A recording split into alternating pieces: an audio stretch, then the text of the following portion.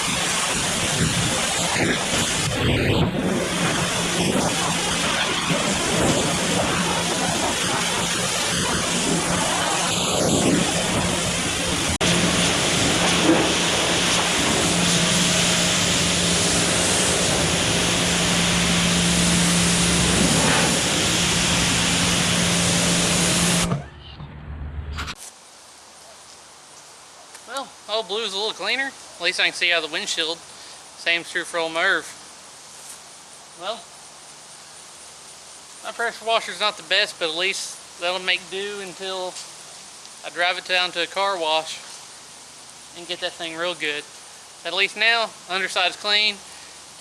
Once it dries off, I can undercoat and do all that good stuff. And finish detailing under the hood, do all that good stuff. But, the only thing is, cleaning out the bed for leaves isn't really going to matter because, well, I got plenty of trees and all leaves are falling. So, well, it is what it is. I hope you enjoyed this episode. As always, thanks for watching.